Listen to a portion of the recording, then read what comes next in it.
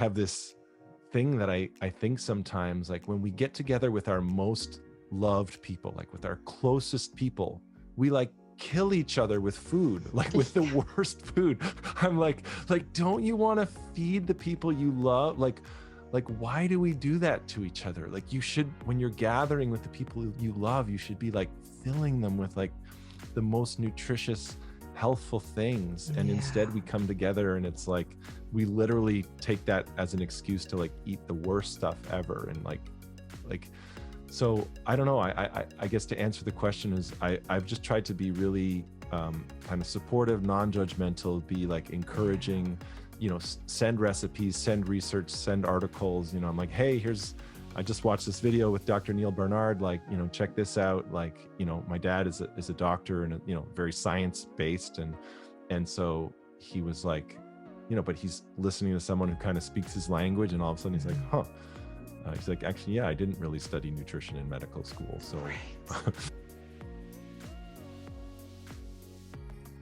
Hi, everyone, and welcome to the Eat Real to Heal podcast. Nicolette here, and we are coming up to the end of an incredible year, almost year 2 of COVID, year 2 of our podcast, year 2 of celebrating the fact that we are still in business, despite the fact that, unfortunately, 5,000 different restaurants across Canada have had to close their doors during this pandemic. And we are just so grateful to all of our customers, our listeners, everybody who have continued to put their health first on this journey through COVID, in learning and discovering and unpacking what it all means.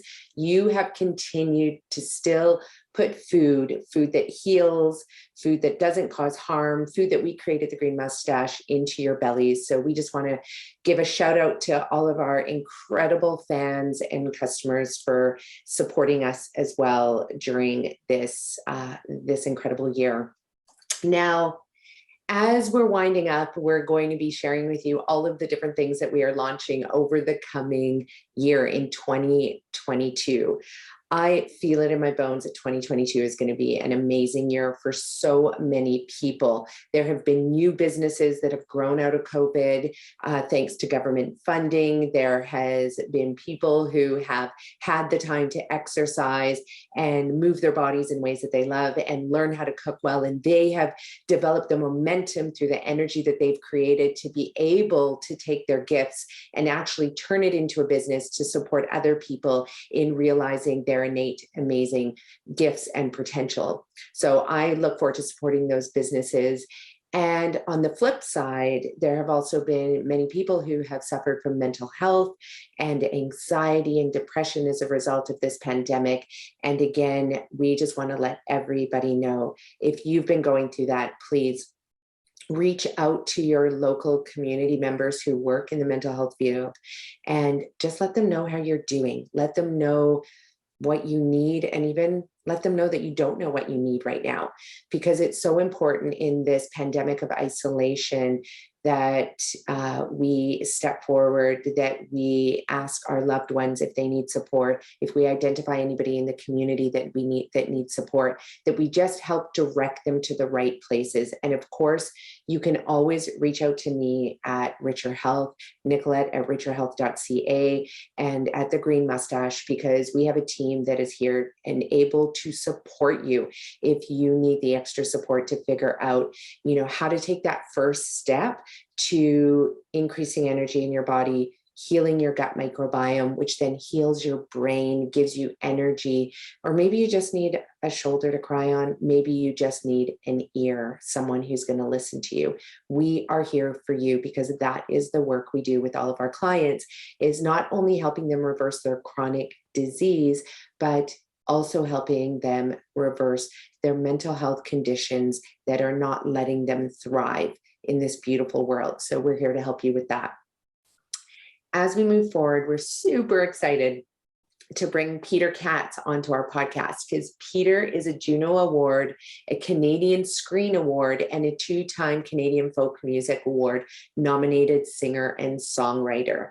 And he's been described by so many of his fans, and I would describe him the same way, as being a thunderbolt for the soul. And he is exactly that. You're going to love the show with him. He just exposes his beautiful heart for us to learn from and grow from and grow alongside with. And I'm just excited to be able to share his wisdom with you. Alongside his career as an international recording artist, Peter Katz serves clients across the globe by delivering highly customized keynote concerts. And you're going to learn how Peter and I met and how we came to be here on the podcast. So in this show, I don't want to divulge all the secrets that Peter is about to share, but he's going to share his journey about how he went vegan. And more importantly, you're going to want to listen to the show because Peter has been able to impact so many people, including his family members, on also how to go plant-based whole food. And as you know, getting your family members to change is like one of the hardest things to do, because family members never want to listen to other family members. They'd rather take advice from strangers before implementing something from that a loved one, especially someone in their household, is going to say. And that's because they feel like they're being judged, and they feel like, you're there to witness every slip and fall. But Peter gives you incredible tools to learn how to do that. And not only that, if you have never considered, eating vegan or plant strong or, a nutritarian lifestyle, that's what we promote here at Eat Real to Heal, then you're going to want to listen to Peter's show as well, because he gives you the building blocks to doing that with ease. So it doesn't even matter what nutritional knowledge you have, you can implement what Peter has to say and get to work right now in your very next meal to turn your health and your life around. Now, jump on over to our website, because we have a new website at The Green Mustache. And on it, you'll see all of our courses that we are launching in 2022. So definitely get on the wait list, because they always sell out fast. And I hope you can join us in learning how to be an advocate for reversing chronic degenerative disease in your community, or just in your own body. So let's jump into this amazing podcast with Peter Katz, and I will see you at the end. Okay, well, I literally just learned this from my friend, Dr. Robin Henley Defoe, moments ago, and I just loved it so much that I was like, okay, I want to do this like at every Zoom meeting or any kind of transition from one space into another, just as like a great grounding. So she said, just close your eyes and just feel yourself in your body and start imagining and visualizing yourself at your birthday, it's birthday party. And in front of you, you have your birthday cake and however many candles you want to have on there. And you're just taking in this birthday cake and taking in these candles. And then you're visualizing the people that are around you. So you're kind of zooming out, picturing this birthday cake, all these candles, and then all these people that you're aware of that are in the room that you have this real fondness for. And you can pick, it can be anybody you want from the past, present, or future. You can have everybody back in the room with you. So maybe it's your grandparents or your parents or a friend or whoever. Just people that you feel this real fondness for.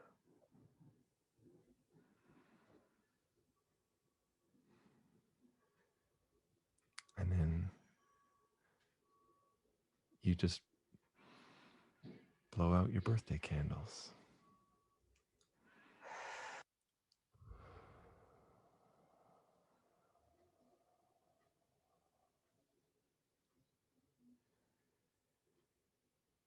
Maybe do that a few more times.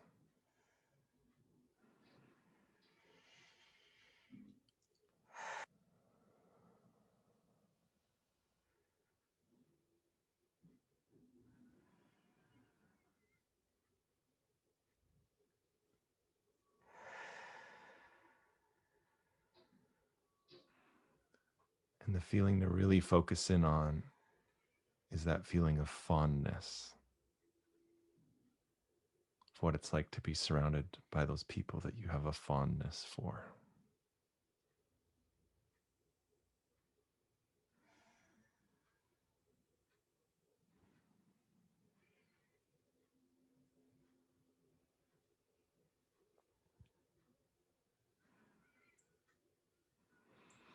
And then we can arrive. I love it, Peter. Oh, I'm going to teach that to my kids, actually. That is amazing. That's a great way to start the day, too, because the minute you started talking about the birthday, I was just like in it and smiling, and I can feel the excitement and the anticipation and the joy and the love and yeah, that was beautiful. Wow. Well, yeah, that's Dr. Robin Hanley. I want to pull up her notes on it because she sort of just gave me a little bit of the science behind it too, which I'm sure, she said, I just want to share this. So she said, so you're picturing loved ones of past apprentice, sense of fondness, and it kind of, you're hitting a few things at once because you're getting this visualization, you're getting this biological thing, which is the actual breathing. And then she said fondness, which is like, it's a different quality than happy or joy. Yeah. It's like, it's something that brings a real sense of grounding, and there's a richness to it. Yeah. So I love that. Oh, I love that. And the part two, I was brought back to my 5th birthday, and I don't know why that birthday and all the people who were in the room and my friends and seeing their faces. And the part that it left me with is that, especially being in the midst of COVID, we can't be with a lot of our loved ones right now, but just doing that exercise actually made it feel like they were there and present. And we were having an exchange of those emotions, which was just so beautiful. Oh, I love it. Nice. I love it too. I just did it for the first time today, and I was like, oh my goodness, that is an amazing exercise. Oh yeah, no, thank you. And thank you, Robin. Yeah. Oh yeah, one of my staff, she's been reading her book. She's almost through, I think, her book now. And she went back to listen to the music that you created as well to go along with her book launch. And she just loved every aspect of it. What's the name of her book again? That's called Calm Within the Storm. That's right. And so that's the name of your song as well. And yeah, she's got an incredible story, and it's truly a book about resilience. And I can't wait to dive into it and soak it up as well. So we'll put that in the show notes for sure. Yeah, we're co-creating like this 90-minute experience where it's kind of scientist and the artist do this 90-minute session to kind of help people kind of recover and recalibrate. That we're in kind of this moment of transition right now, where we're kind of hopefully on a new threshold, and we kind of need to realize that there was a real impact on us. We all kind of scrambled to figure out these things, and we kind of did it. And now it's like, how do we do this well? How do we like acknowledge what our hearts experienced and that we didn't necessarily take the time to acknowledge, and then use that healing and that wisdom to kind of figure out how we're going to move forward. So I'm really excited about what we're building. Wow, that is so needed right now in the world, because I keep having this feeling of, I guess, probably maybe it's anxiety or, this apprehension that we're just going to open up the world and people will just go back to business as usual, but not process the fact that it has been traumatic, this experience for a lot of people. Even if your life was impacted in a positive way, it was still a pressure on the system, right? And you can't just open up that cooking pot, like you don't do that. Like you have to let out the steam first. And what you're saying, it's almost like a rite of passage back into this new world post-COVID, or it's not post-COVID yet, but it's true. I think that if we blindly just go into business as usual, or whatever the new normal is, without actually acknowledging the vast amount of emotions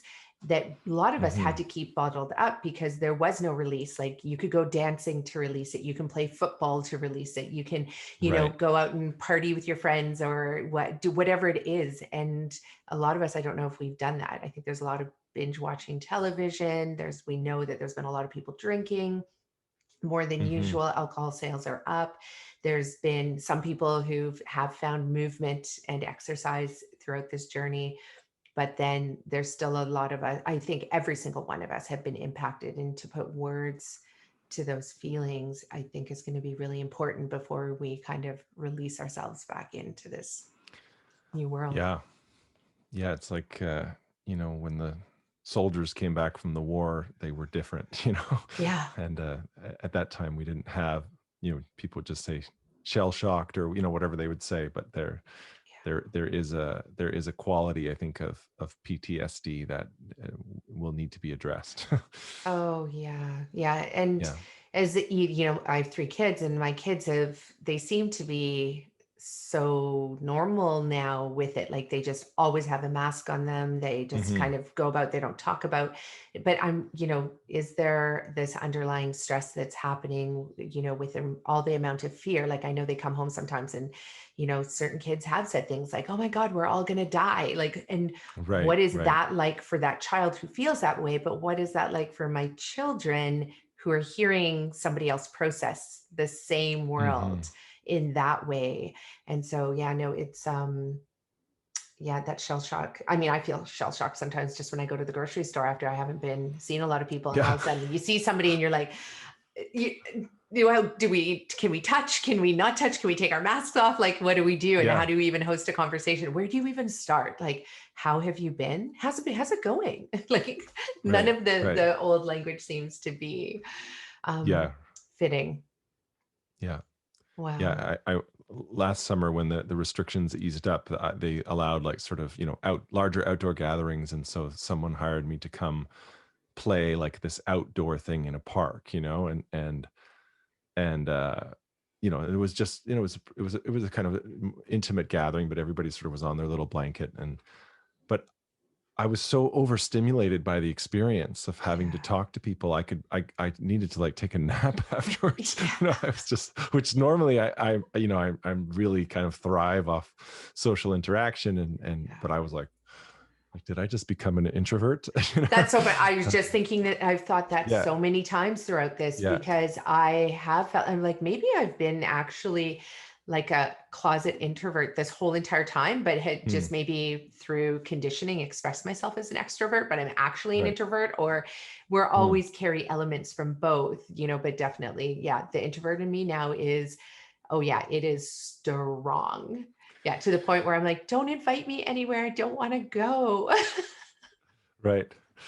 And needing to recuperate. But I also think that's a great thing, because I think introvert, extrovert doesn't matter. I think just breathing and taking downtime for ourselves after, these big experiences or moments with lots of people, or even just, like you started this whole, we are filming, by the way, and this is the podcast, so this will all be included, but Okay. All right. I didn't know. we're just going to roll with this because this is good stuff. But I loved how you started it off with saying, can I just fill my pocket and my bubble with the things I need with water, and let's have this moment to transition from all the meetings that you're coming from and I'm coming from into this podcast.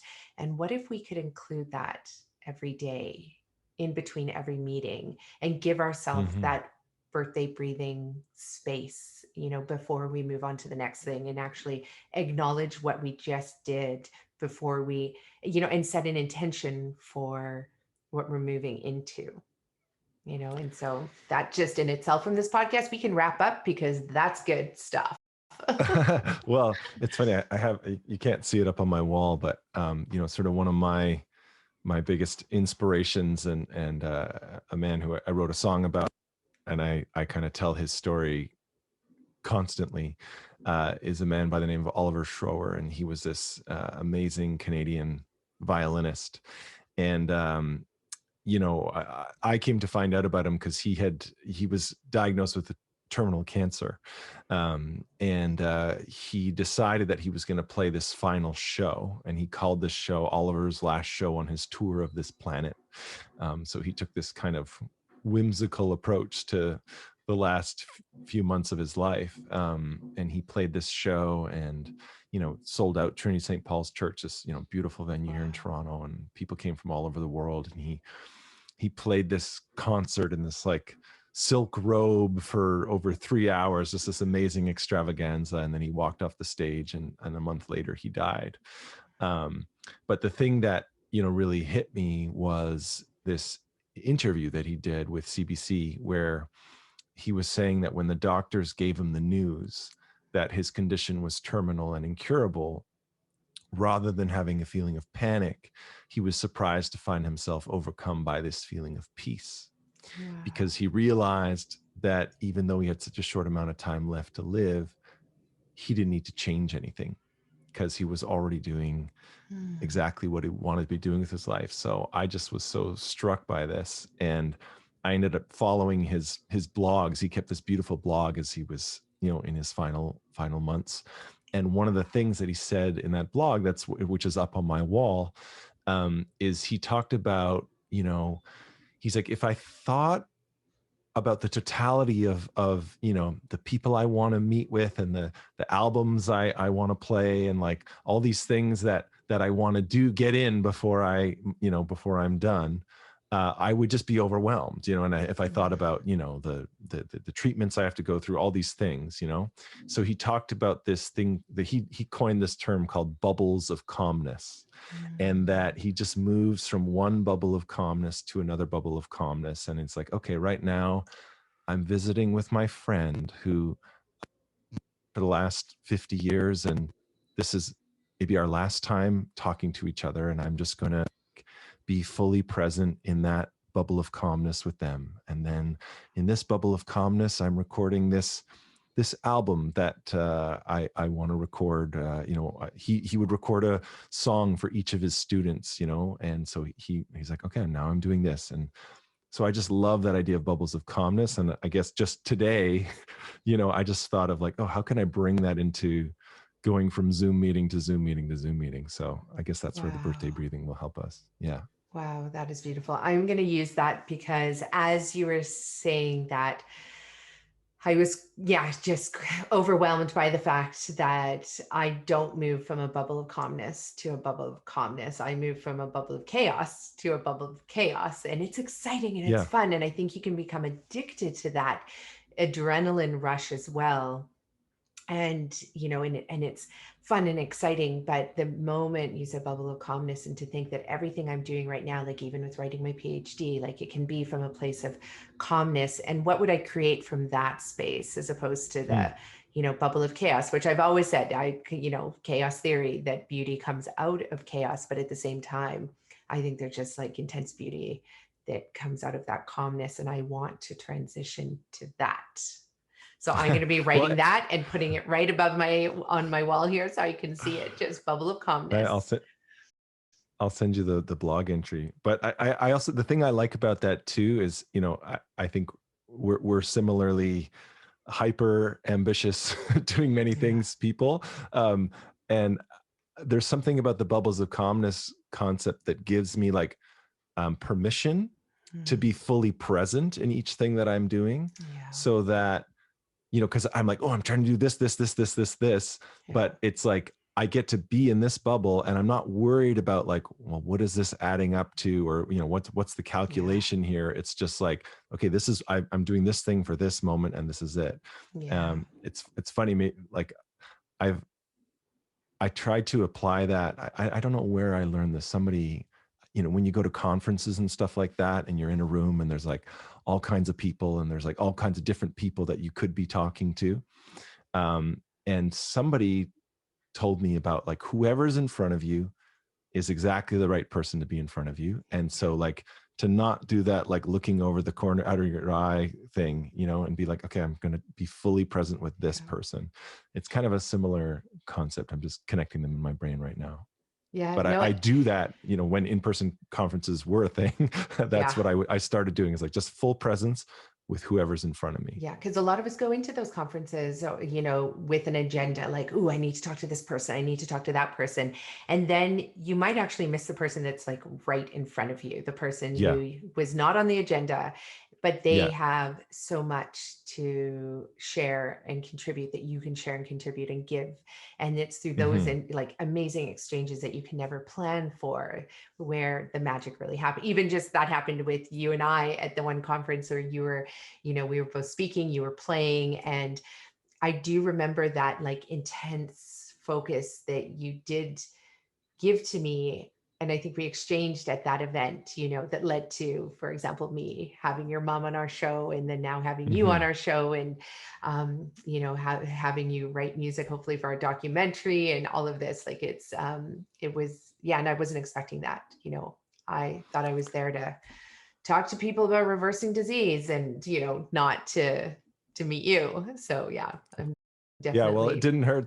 It didn't hurt that as I was sitting there listening to you, I was like, yes. I was like, I was just so pumped about what was happening, because the my level of passion for, whole food, plant-based eating, and more than just that, but like the lie that we're that we're sold, like it breaks my heart, where you go to like, it's like, here's a run for the cure or whatever, and then they're like handing out, bacon cheeseburgers, and I'm like, it's like right there in front of you, like, so I went, just like the truth that you were speaking, in an environment, that could really, I won't disclose who the Yeah. conferencer was that ever, I don't know if there's whatever, but like, people that could influence, decisions or those kind of things, and in an environment where,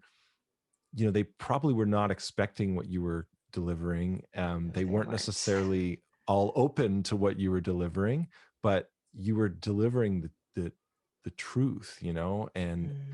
and it just, so I was sitting there listening to you, and I was like, I can't believe this is happening. I am so happy about this. And if this is the start of people talking about this openly, Yeah. then hallelujah, because I I couldn't be more excited about it. Well, and that's, yeah, it's interesting everything that you're saying because there's so many elements in that to just unpack, for example, and I won't mention the event as well because, we don't want to point a finger or anything at anyone, but it's true. Like, I was hired to come speak at this event.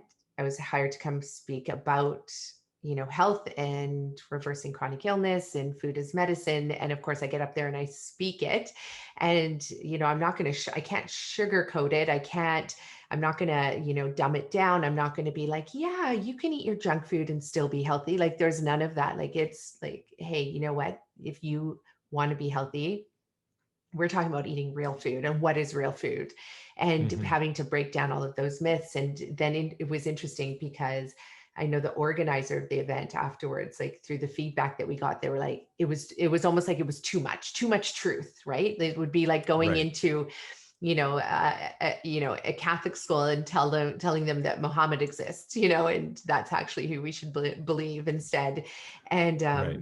and I think it was like a shock to their system like that. And it was definitely evident through the people at the conference afterwards. They were like, oh my God, like they said, there were people who said similar things. And the questions that they had too actually showed that they had never considered food on that level. But to have you, honestly, like you were saving grace that day because I could tell by the looks on people's faces that they were like, okay, this is more information than I can handle. Like, you're telling me that the pizza we're about to eat is actually not real food, and I, you were like, no, this is amazing. I've been, vegan plant-based for all of these years. And, I helped my mom transition. Like your story was just awesome. And I have to say thank you for being there that day because um, otherwise I could have left feeling like, am I crazy? Like, like, is this true? The stuff that I'm teaching, because just the look on people's faces, I definitely was for sure an outcast that day. Well, I went out of my way. I went out of my way to walk up to the organizers and just commend them on having brought you in. And I think I even sent an email afterwards, just reinforcing like, "Hey, you are pioneering real change, by bringing Nicolette in." So, I Wow. really went out because yeah, I think the situation was like, they were hired to like in a sort of consulting way to bring people in. And so I think they, they were like feeling nervous about it. I was like, no, no, Yeah. no, you just did, you're heroes, so that was, hopefully I helped to Oh helped no, for sure you would positively have. reinforce their And trust. Yeah. because that, yeah, that reinforcement does need to happen, because I think there's a lot of people out there currently right now. I mean, I just had two clients, and they're in their 70s, and they've just, years and years and years of being on diabetes meds and heart disease meds, um, and a whole schwack of other meds to manage all of the symptoms caused by and the side effects caused by those drugs. And 10 days in, their doctors are pulling them off their drugs. Like, you don't need these Hmm. anymore. Like, your blood pressure's normal, your cholesterol's coming down, your diabetes is, you don't need this, these meds. But for them, it was brand new. Like, this knowledge was brand Yeah. new in 2001. So people do need that reinforcement, because if one person's telling them, that's just quackery, right? Like, Right. for this Right. audience, for example, but to have somebody else come in and be like, hey, just want to let you know, like, good on you for trying something new, or good on you for reading that book, or good on you for watching that documentary, and then having a third and a fourth and a fifth person. And for some of these people, Yeah. it can take years before they arrive at that place where they're even willing to take action to change their lifestyle and their diet, and everything, because it's a lot to process when you've been told your entire life that you better eat meat because you won't get protein, and you better drink milk because you need your calcium, and you better put table Yeah. salt on everything because you know you need salt. Like, what are these Right. myths that have been perpetuated for so long? But how do we, like, I don't know, my question to you, maybe because you've done it so well with your family, is how do we, like, chip away at that? Or do you just come in with like a hammer and like sledgehammer and like blast down the mountain? Like, how do you get through? How do we get through? Well, I've tried to be like gentle but persistent, Mhm. and to really like meet people where they're at. Like, it sounds funny because I don't want to paint a picture of my mom as someone who's like, um, however this might paint her. But when I first told her, that I was, going vegan, whole food, plant based, she said, "Why are you isolating yourself from society?" Like, those were her exact words. Um, and you know, less than a year later, she was vegan herself. So, um, so it just got kind of, and she was like, she's like, "I love meat. Why would I stop eating meat?" And my mom was healthy, like my whole life. We if there were cookies in the house, which was very rare, there was literally a sign out sheet, and you were allowed, like your one cookie a day or whatever. You had to sign your name. The cookies were counted. Like, like she was healthy. Like, we Mhm. thought that low fat, was the healthy way of the 80s and early 90s. And like, that was, not that I'm saying fat is great, but I'm saying like that was like something could be just full of sugar and have no real ingredients in it. It was, it was labeled as health food, Yeah. snack wells, or whatever the things that were just, not healthy, not whole Wow. foods. So my mom was somebody who was really open to healthfulness, but she just had the wrong information. and Mhm. and and as a result, despite being healthy her whole life, she was diabetic. And Oh. it was like, well, these are just my genes. My mother was diabetic, and it just runs in the family, blah blah blah blah blah. um so, I mean, I'll tell the end of the story first, which is, 3 months after she went whole food, plant based, like, she got her triglycerides back, and they were like completely normal. They were below, like, her doctor was like, "What did you do?" uh Mhm. and she's like, "Well, my crazy vegan son got me on this new diet." And so, I just kind of gently shared the information. Mhm. And what really did it was, we were, home over Christmas, and I said, "Hey, can we watch this documentary together?" And we watched Forks Over Knives. Mhm. And it was the scene where the guy who just had like all of this medicine, he had like a Ziploc bag with Yeah. like all of this medicine. And my mom saw herself there, and he was a diabetic. And she watched him go off a lot of those medications. And that was that was the moment where she was like, huh, maybe there's something here. And she's like, I don't like that I'm taking more and more and more and more Yeah. medications in order to. So, and then of course I really swooped in with like a lot of encouragement, and I would send recipes, and I would get excited about things and check in on her, and my sister was already vegetarian, but she went vegan, and you know my dad and my stepmom, they haven't gone fully whole food plant based, but they made a lot of changes Wow.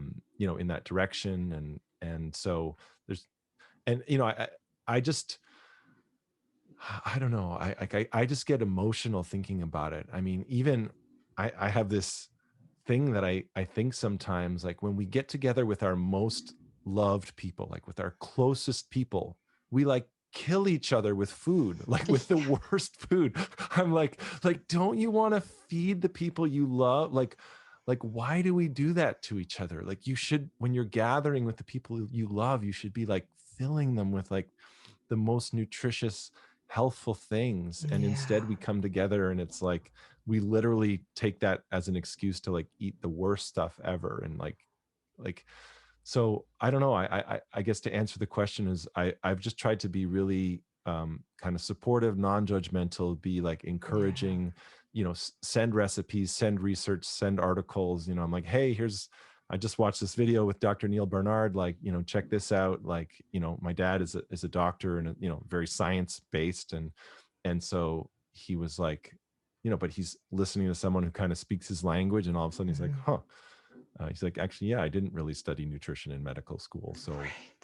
you know, so Yeah. And your what is mom's a this all nurse. about? And your mom was a Yeah, nurse. Yeah. she was a nurse. Yeah. So they both had a very kind of medical science background. And, Yeah. um, but this is not counter science. This is not like fringe, like lovey-dovey, this is like, If you eat your and it makes, vegetables and yeah. But I mean, you're actually ingesting something, I'm like, what do you yeah. think it's gonna do?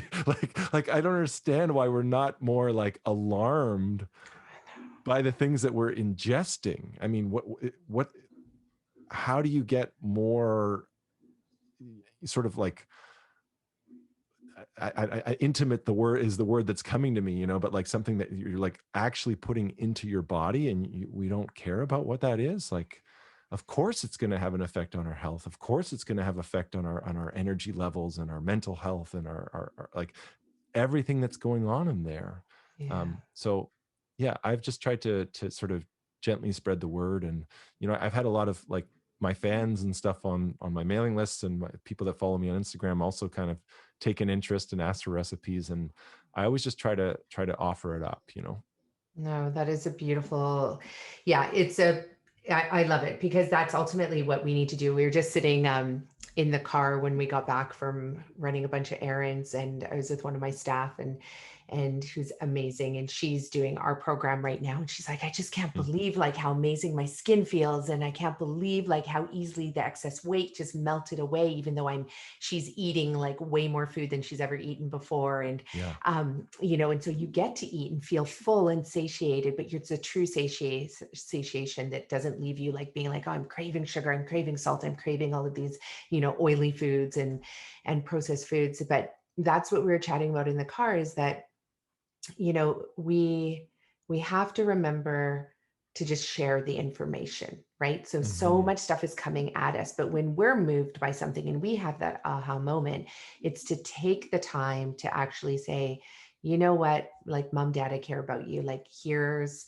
a documentary to watch. Or how about if and we talked about watching the documentary with them, because you Hmm. know that if you're just going to send them a book or send them a podcast to listen to, it's very different than if you actually do it with them, because then there's that emotional connection that's happening. And they're most likely more willing to press play on the video, or even like listen to the passage if you read it to them. So it's more of that intimate connection that we need to be having together, which ultimately was the way that it was done. Like when you asked about, why, like, how are we not getting it, that the stuff we ingest affects our body? But, Hmm. again, like this is one part we're talking about for our documentary. It's that disenfranchisement from the land, like going back Hmm. hundreds of years.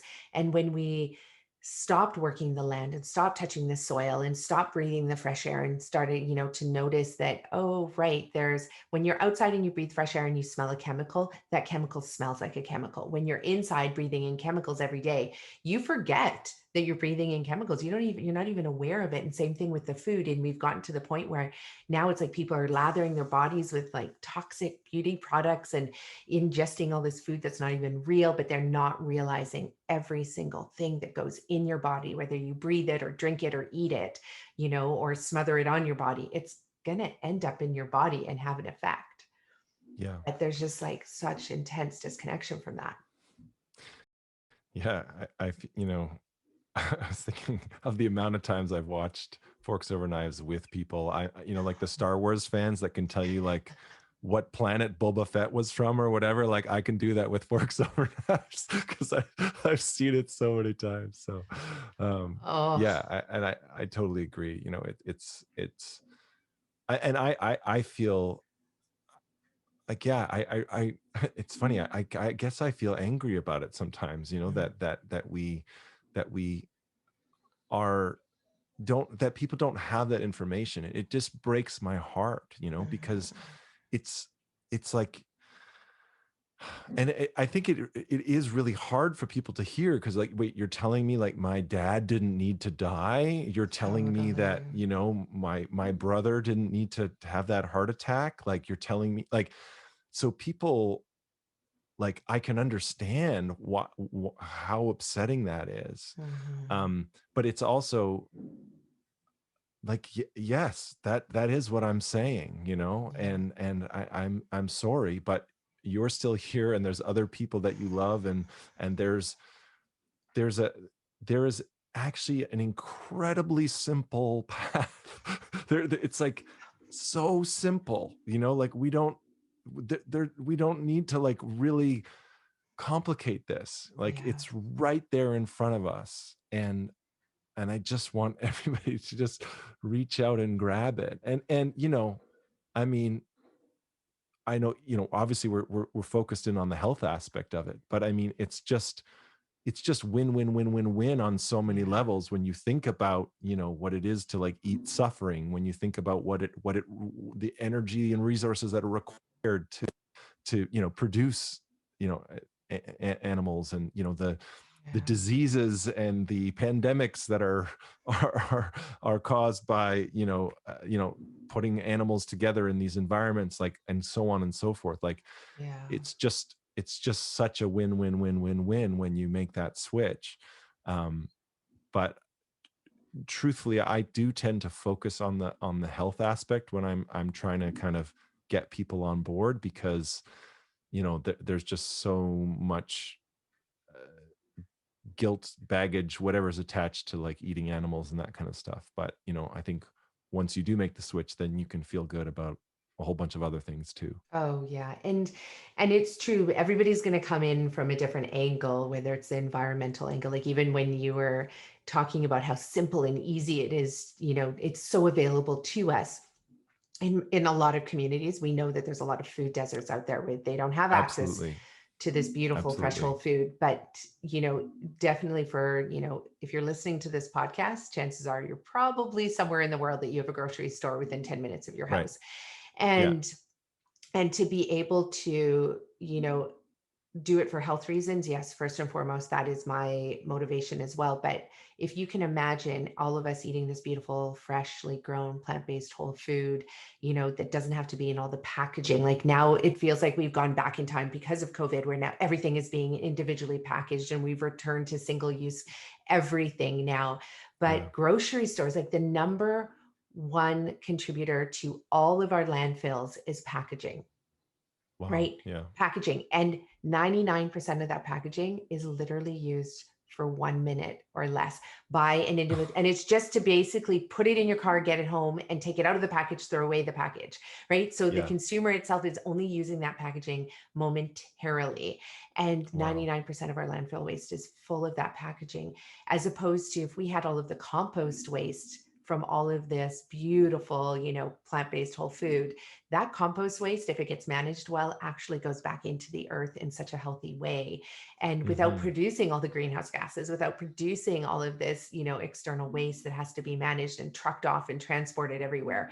And then you think about the infrastructure needed just to manage our waste. Like it's all interconnected. So like from an environmental perspective, makes sense. From a human health perspective, we know that the plant phenols reverse disease and protect us from cancer and reverse Mm-hmm. cancer. So from a health perspective, yes, for sure. From a social perspective, one of the other elements too that you just made me remember and think about is one of my PhD colleagues was looking at the society's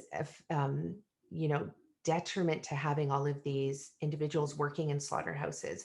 And there's more crime and rape and domestic abuse, Hmm. suicide, violence on all levels amongst workers in these slaughterhouses from the trauma that they Wow. experience, but they suppress. And so then that suppression of anger and guilt and shame and fear and, comes out in all these other ways, quite violent and aggressive ways. And all the people that are impacted by that. Hmm. Right. So we have this I never even thought society's about effect. that. And I had not thought about that either Wow. until she started presenting her research. And so then we have that, so environmental health, social, and then the humane reasons, of course, of the suffering, that Yeah. it, Yeah. yeah, no other society has done it as brutally as we have when it comes to industrial farming practices. It's horrific. So for your mom, I want to go back to your mom for a little bit too. And just for Yeah. everybody who's listening, we're definitely going to have Peter's mom's podcast in the show notes, so you can go back and listen to her story because it's just a beautiful story. But one of the parts that I just wanted to touch on is, so in your family, your sister is already vegetarian. Your dad's a doctor. He started to Yeah. eat. He started to also change his eating habits. Yeah. So my dad is a doctor, and his my stepmother is a nurse, retired nurse, Mm-hmm. and she actually went through breast cancer, and so the documentaries caught their attention as well for obvious reasons. um and yeah, they made a lot of changes in that direction. They completely cut out um all meat except fish, which there's lots of reasons not to eat fish, but that was Those are I still guess huge changes to make, yeah, yeah, to narrow step it in the right down. direction. Yeah. Totally. And they replaced their dairy with plant-based, and so it just went a lot more in that direction. Mm, And yeah, I mean, that was definitely the hardest sell, because my dad is just very much that kind of science-based person, and sort of uh you know uh I think he initially interpreted this under the category of sort of like alternative medicine, which he has been, very sort of against. Um, and because we don't need to open that can of worms necessarily, but nevertheless, I was like, no, this is like, consider this new research, yeah.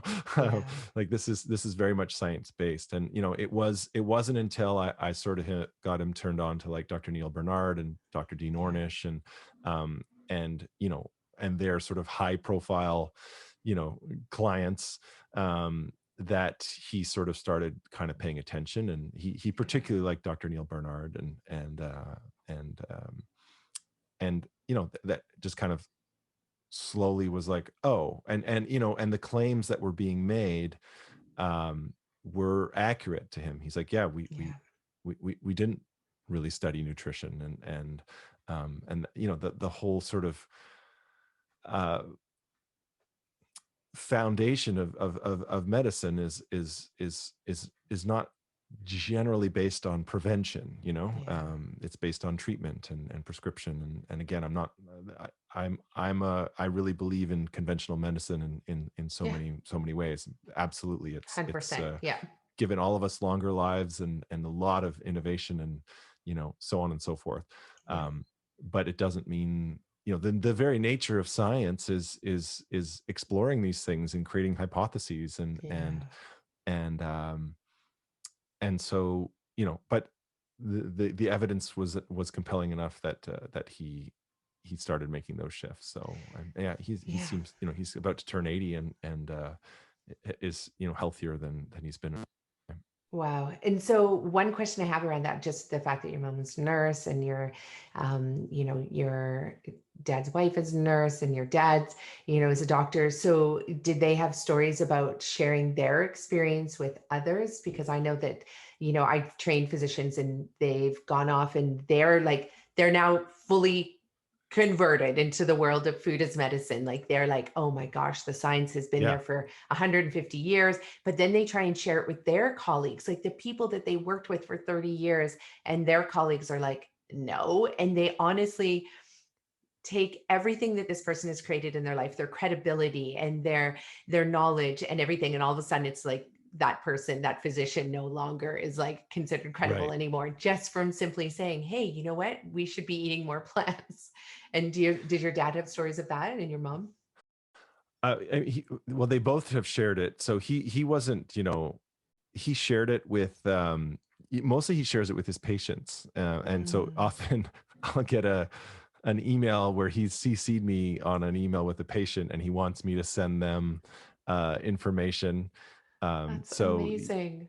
yeah, so he shared it with his patients, and then and my mom actually, I was coaching her a little bit because she did a presentation for her church group, and they, over Zoom, they cooked a meal, and it was like a vegan chili, and she kind of showed them how, it could be just as delicious. And she talked a bit, I sent her some articles and sort of some key talking points, and so she was shared this with her church group, and she said it was really well received, and she said people were like, had never even heard of this information. She lives in Yeah. in Michigan, but the information that she shared, was novel information for them, and she said they really they enjoyed it.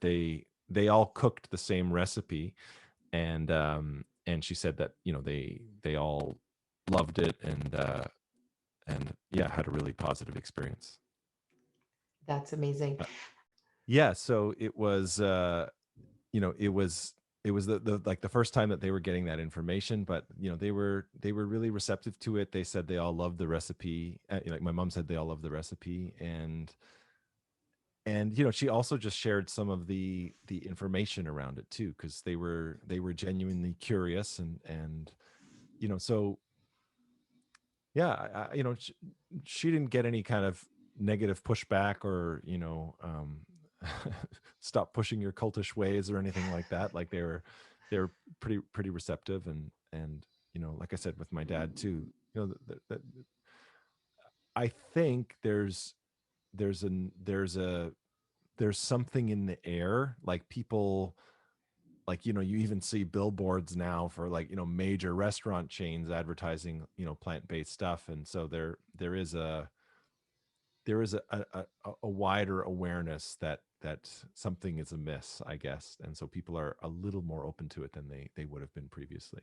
Yeah, yeah, no, definitely. I always, to me, it feels like it's mainstream compared to where, this was 20 years ago when Yeah, I was first started learning about it. And, but at the same time, I mean, you see it in the food sales. We know that it's not mainstream. We know it's only like a very tiny percentage of the population that still has yeah, actually made the changes, but it's true.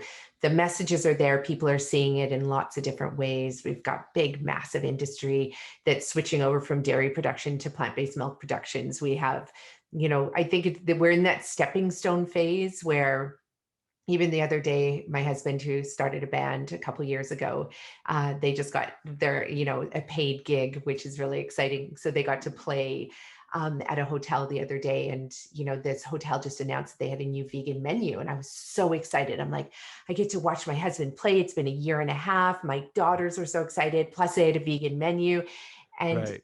it was all processed vegan food. Right, right, right. Right. And, so again, I'm like, oh yeah, it's now like becoming mainstream, but then also remembering we're still in that stepping stone phase to remember that, Yeah, okay, yes, I I don't know. I don't actually agree with the whole stepping stone phase. I don't agree with the Impossible Burger, with the, Right. Beyond Meat products. I think they're going to do more harm than good. They're still full of so much refined food. They're isolated proteins, which is actually very harmful to the body. There's so much sodium and et cetera. But I also didn't want to take away from the excitement. But then again, you were talking about truth earlier, and I was like, I Yeah. cannot not tell them that there is another way, Yeah. and that they can do it. And if you need my support, I want to help your restaurant. Is actually at the Four Seasons. So for the Four Seasons, if you're listening, I want to help your chefs like take that next step to Right. really just getting intimate with the real foods and real flavors, and not this intermediary stage that I think the world is taking right now in the plant-based vegan world. But we're getting there. Yeah. And it's funny.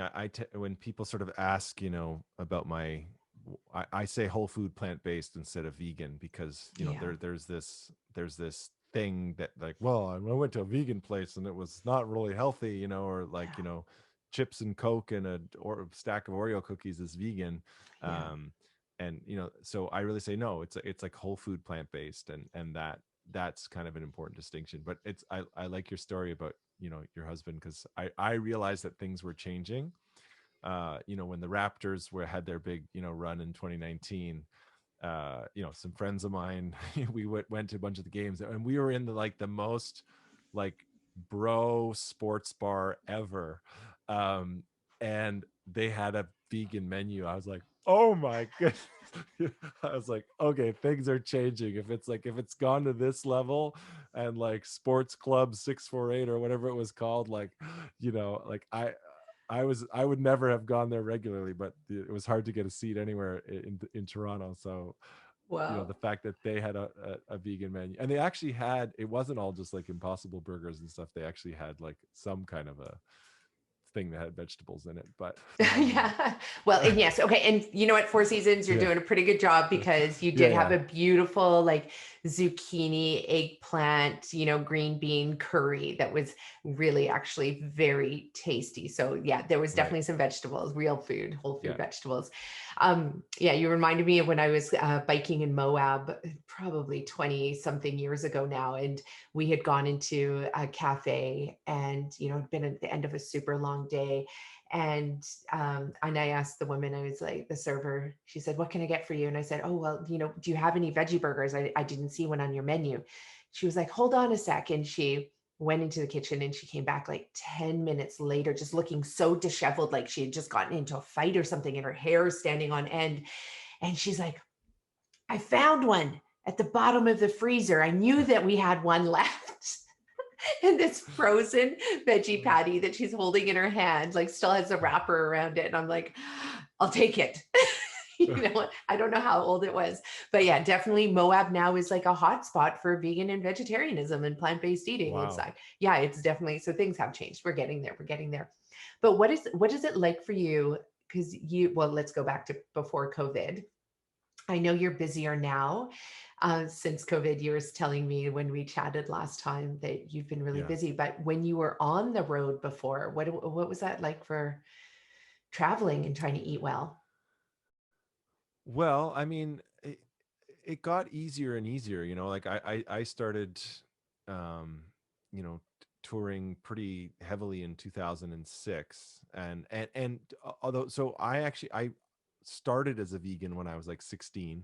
And then I went back to being a vegetarian for most of my adult life. And then I went full vegan again, uh, about 5 years ago, and then, I'm vegan for life now. There's no, like, it's just clear as day to me. Like when I was Mm, 16, um I just didn't have enough information, and yeah.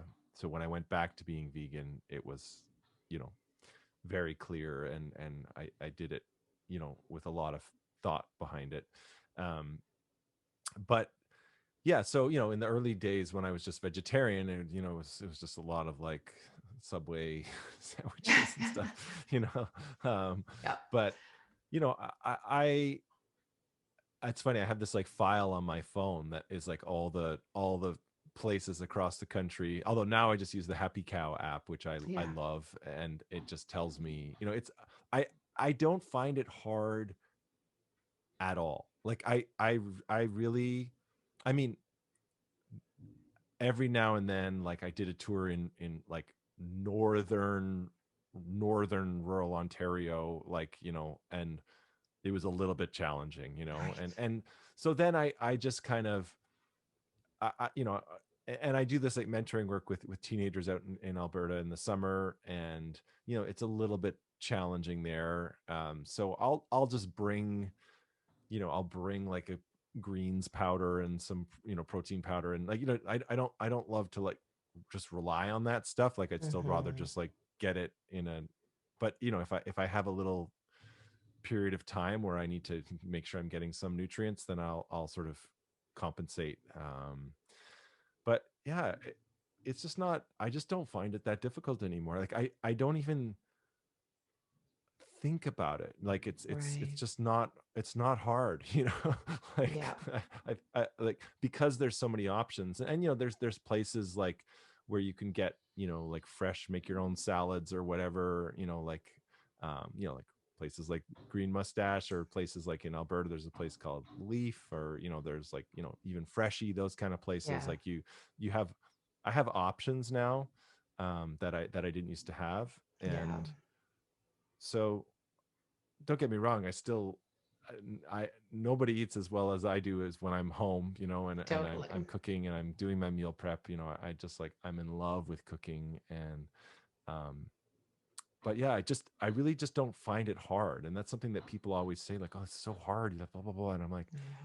I'm like, really, it doesn't have to be that hard. Like I do my meal prep, and I've got you open my fridge and there's, some like roasted sweet potato or beets diced up, or some zucchini or some mushrooms or whatever. And I've got, always like, bins of fresh greens, and I've got, whether it's, you know, soybeans or tofu, or it's got stuff marinating, or, and Totally. I can just, and I always like cook up like a, big thing of quinoa or grain or whatever. And you just like, I can throw together the most amazing meal in less than 10 minutes. It's Yeah. like, I kind of have this like building blocks concept. It's like, a bunch of stuff that's green, Yeah. something that's like a bunch of stuff that's like fresh, like, grated carrots, grated beets, fresh tomatoes, whatever it might be. Yeah. And then one or two things to like add a little intrigue, like whether that's roasted Brussels sprouts, or, roasted sweet potatoes, or something that, gives you that little something. And then, some kind of like, whether it's edamame beans, like soybeans or tofu or Yeah. tempeh, or whatever, and then a sauce. So I'll often have like multiple sauces, and again, you can make Totally. really healthy sauces that don't have oil in them, and it's just so easy. You just have to kind of learn a new way of doing it. But most people learned how to like sear a steak, or mash potatoes, or whatever. It's just Yeah. it's just it's just a new little vocabulary that you learn. How to steam greens, and you learn Yeah. how to, you learn what tahini is, and you learn what nutritional yeast is, and Totally. and and all of a sudden you can do all these things that are just make you feel so good. Like I never struggle with energy. Yeah. I'm just, yeah, people are always scratching their heads as to how I have all this energy. I'm like, it's just right there. It's like right in my bowl. Well, that's the part too. I was chatting with one of our board members, and she's been vegetarian for a really long time. But she just read Dr. T. Colin Campbell's book, The China Study. Hmm. And I loved what she said, because she's like, oh my God, Nikki, like there's real hard science behind this. And I said, oh yeah, we have like population studies going back decades and clinical Yeah, trials going back decades that show exactly what you said. You eat this way, you get more energy. You eat this way, you live longer. You eat this way, you live longer disease free, because isn't that the ultimate goal? It's, you want, if you're going to live to longer, we don't want to be suffering, that's right? right. And suffering with arthritis and high blood pressure and diabetes and, chronic everything. And so but I love, this is the proof in the pudding for her, because she's in her 50s, maybe even going into maybe 60s, even getting into her Mm. 60s. And she said, before she switched to plant-based whole food, like when she was maybe vegetarian, but maybe unhealthy vegetarian. Yeah. But now, like full on vegan, plant-based, whole food, she's like, she can run 5, 6, 7 days a week and still have energy. Whereas before she could do like 3 45-minute runs in a week, but then would have to rest. And it's true, like you're building your mitochondria. You are actually literally creating more ATP energy. And that Mhm. energy needs to go somewhere. So where's it going to go? It's going to go into fueling you for your runs, or for being creative for your music, or allowing you to sign up for extra classes like pottery or whatever it is that you want to engage in. You now actually have the energy for it. And for me, I always know when I've had a really good streak of like eating clean. Like it's not just about eating Mhm. healthy, it's about eating like just so clean, so that those nutrients, like everything is running so efficiently in your body. And for me, my sign is when I want to clean my house, when I'm like, let's do it. Like I want to do dishes, Mhm. kids. You don't have to do the dishes, kids. I'll take care of it. Like I always know, like, okay, this is good. I've had a good streak of Y- eating well. But yeah, you get like unlimited energy. And people ask me the same thing. They're like, how do you do all of this? And I'm like, well, I have great staff, but it's because of my eating. Like that's the only thing I can attribute it to, and Yeah, doing I what I love. remember when I was on tour, like when I was just vegetarian, I would always like there would be this like big dip in the afternoon, which I know Yeah. like I've studied sleep as well, and I know that that is kind of normal for us to have a bit of that dip. But I don't struggle with that anymore. Yeah. Like I really don't. I am, like yesterday I had 2 keynotes in a day, and it was it was like a big day. I had like 6 keynotes in 72 hours, and I was just going, going, going. And then after all that, I went out for a run for an hour, Yeah. and I was like, and I'm almost 40 years old, and so I'm not like a kid anymore, and it's and I would say I have more energy now than I did 5 years ago, and Yeah. and and I I might like I was always like healthy, but my body just kind of leaned out a bit. And then you also just there's this other effect, which is like when you tune in to like what you were just describing of like, it's not that we want to be afraid of dying young, it's that we want to be afraid of like spending the last third of our lives or half of our lives Longer. with like chronic health conditions, right? Yeah. And so I feel like there's also something about when you start eating in that way, your body like starts like loving you back, and Hmm. you start really thinking of everything that I'm putting in my body, and Yeah. you're like, and like eating and exercising and all and meditating and anything, like it starts to become this like gift that you're giving yourself, Yeah. and it has this momentum to it. And so I mean, I don't know if it's just me, because I also had some experiences in my life. Like I had a cancer scare when I was 19, where I was, hospitalized and kind of in and out of hospital for a couple of years. And then a few years ago, I actually doing the mentoring work, I actually fell off a cliff and shattered my ankle and couldn't walk for a year. So like now even when I can just walk, I sometimes am moved to tears that I can walk. But Hmm. I just sort of feel that thing about my body of like this is my one vessel. This is the thing from which I do all these things. This is the thing I do to use to give hugs. This is the thing that I use my mind to write my songs. Yeah.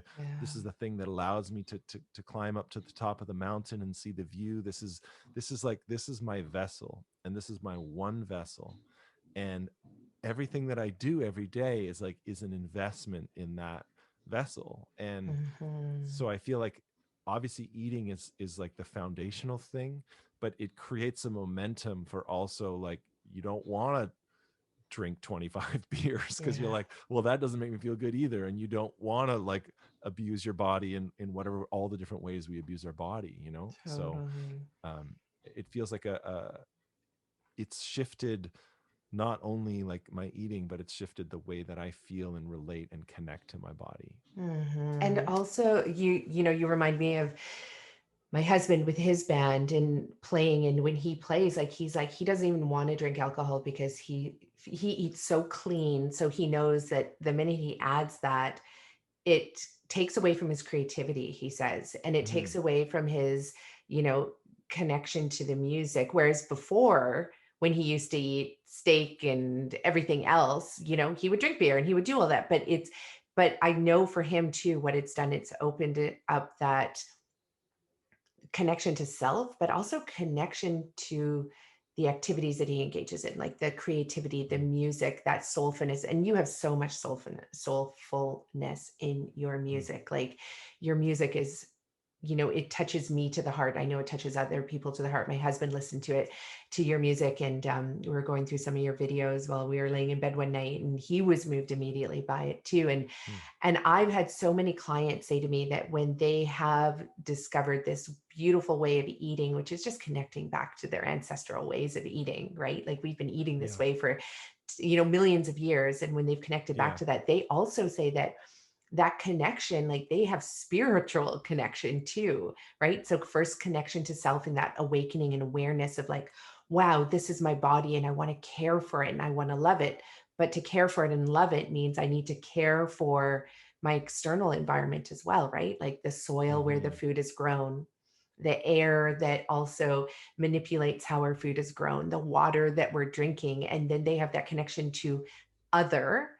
And then from that, they have this even bigger connection to, whatever we want to call it, whether it's spirit or soul or, this universal connection. And I just think that that's the part that I love watching the most, is that transition that people take. And I can't help thinking how, because you went vegetarian when you were 16 or vegan. Yeah, I went vegan. So I moved out quite young. I moved out tell at us 16. about that story. Just sort of the way life kind of played out. My parents divorced, and I was the youngest of four. And so kind of, the house got sold. Everybody was sort of scattered in different places. And so I ended up moving out at 16. I mean, both my parents wanted me to go where they were going, but I didn't want to move. My mom moved to the US, and so I opted to just move out on my own. And I had always just kind of, I think I had just sort of, intentionally, subconsciously, unintentionally, or maybe subconsciously, just kind of like ignored some of my feelings. But like even when I was a little kid, and when I go fishing with my grandfather and the time to kill the fish, like I was upset. Like I didn't want to kill the fish, and I always just felt like I just wasn't quite in alignment. So when I moved out, I was kind of free to do whatever I wanted. And so I deliberately kind of immersed myself, and I went to a seminar, and like a diet for a new earth and all this kind of stuff. And I just gave myself the information that I knew I wanted to get. And then I went home and I had a big cardboard box and I filled it up with all the meat and dairy products and gave it to my neighbor, which she was thrilled to receive. And that was it. As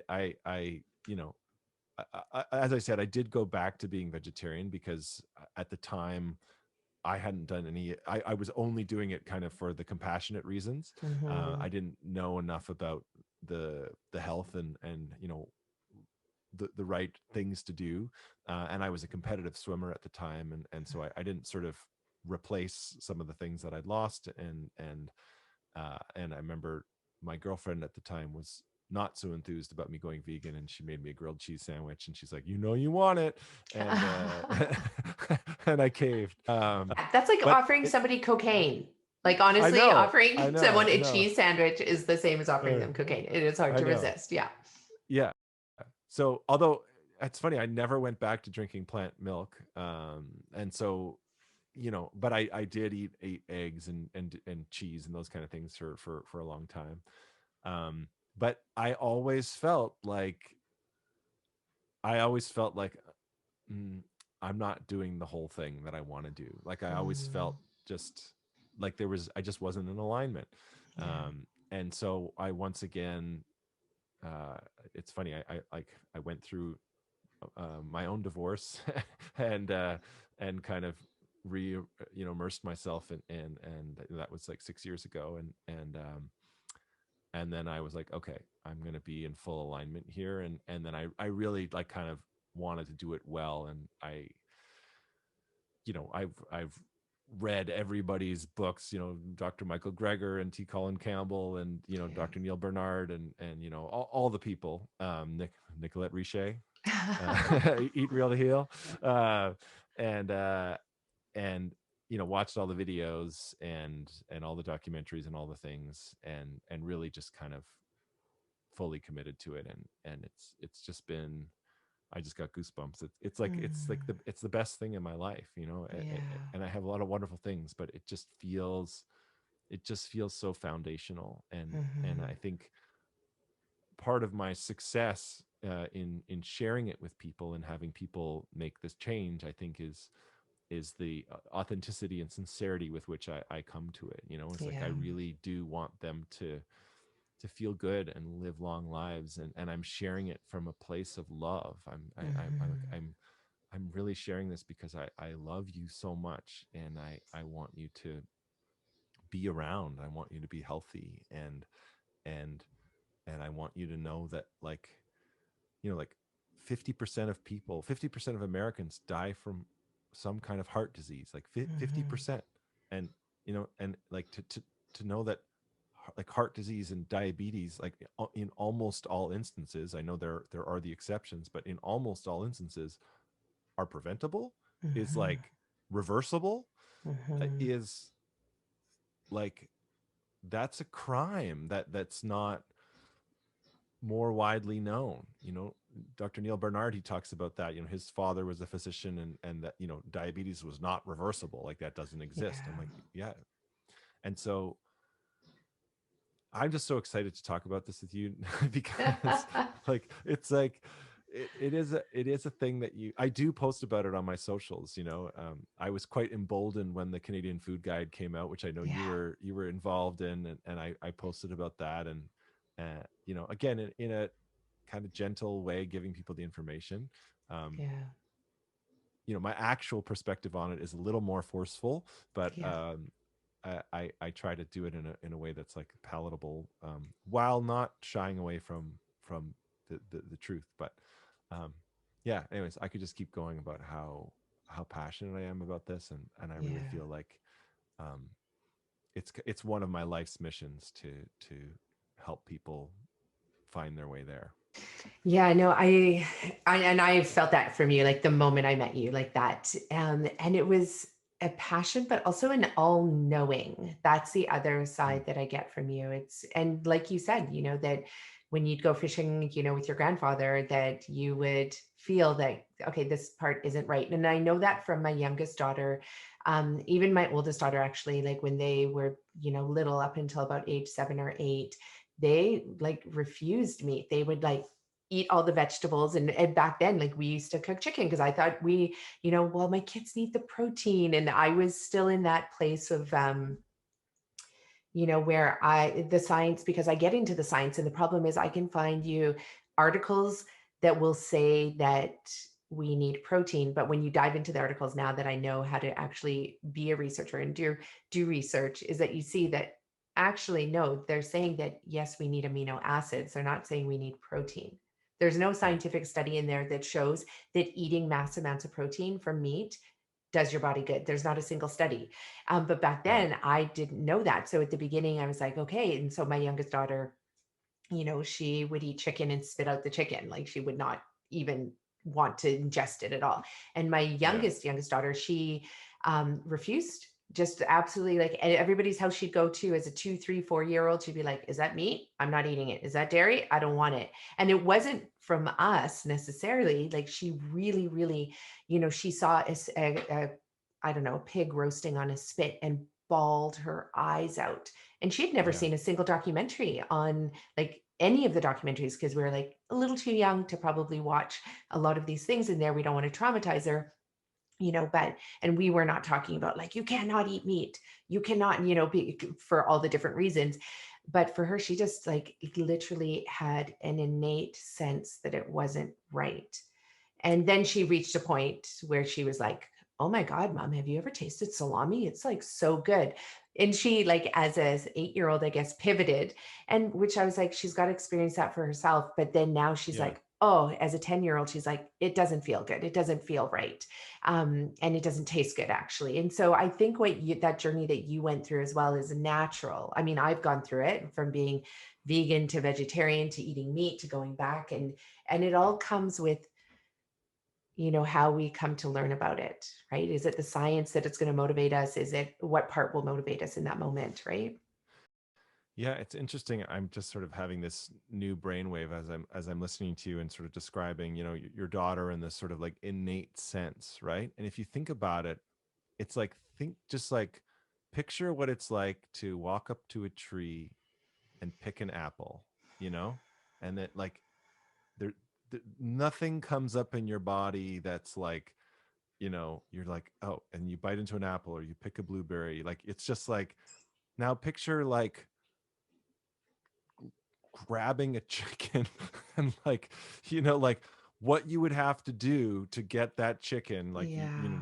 like think about, or a cow, or like think about what it's like to hold raw meat, like, I don't know about you, but my body is just like is upset by that, and Yeah. it's like people are grossed out by raw meat. They're like they're Yeah. fine if it's like coated in bread and deep fried and it's called a chicken And burger. has tons of seasoning on it because they wouldn't Yeah, want it without the seasoning and the salt and the pepper and the everything else. Like they need to yeah. have that. Yeah.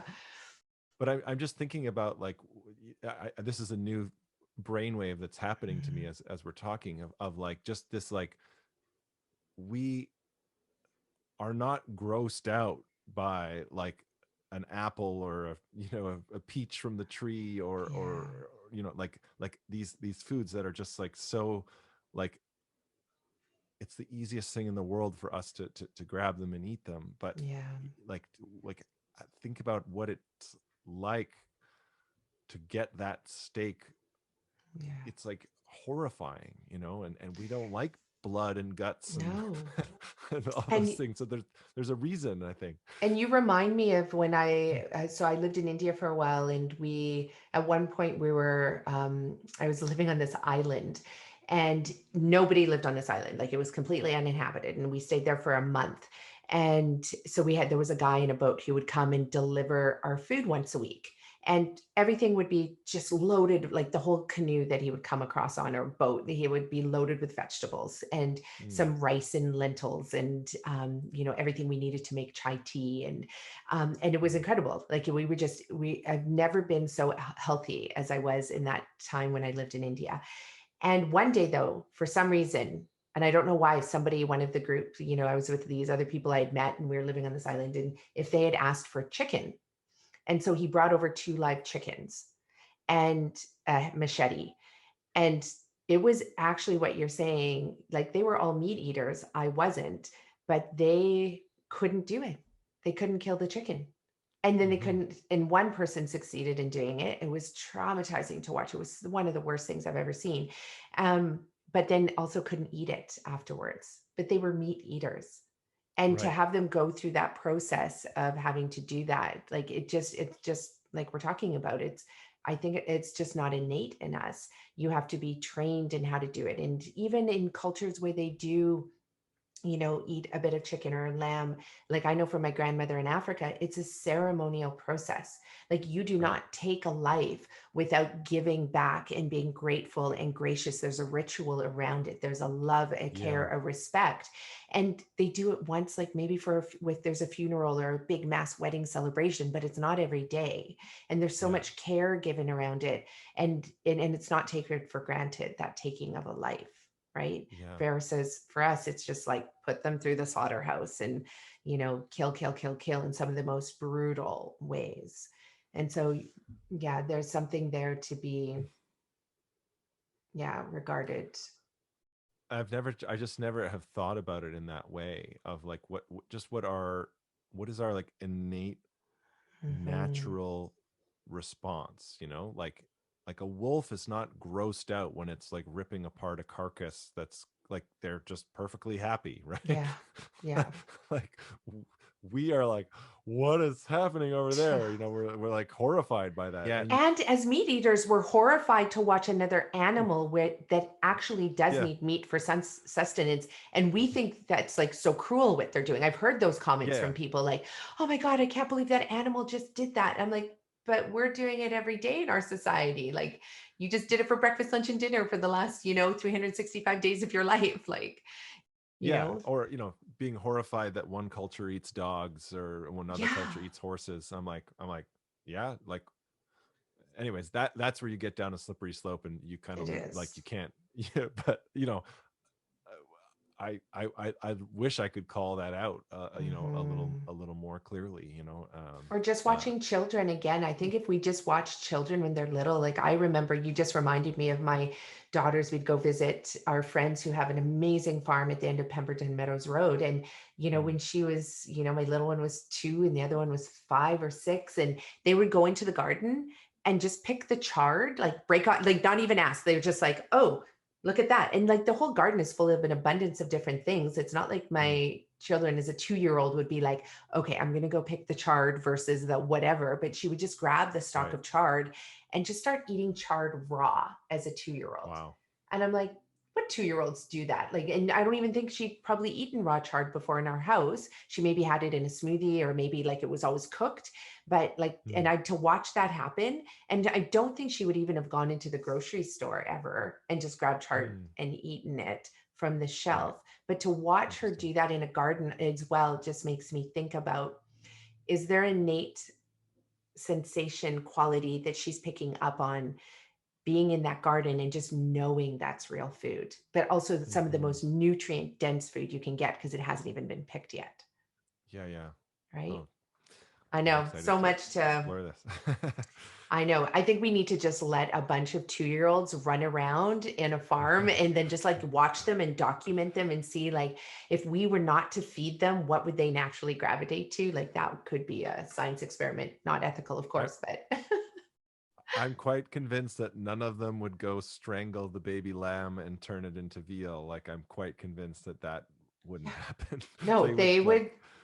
Yeah, and that's love it. exactly what happens too when I've brought my kids to farms. So, like, especially like to the petting, Maplewood Petting Zoo, which is an education, um, farm to teach people about how to love and care for animals. And again, like you let the kids loose in there, and what do? They want to go and cuddle the baby lambs, and they want to Yeah, go and like hug the cows, and they just naturally want to hug them, you yeah. know.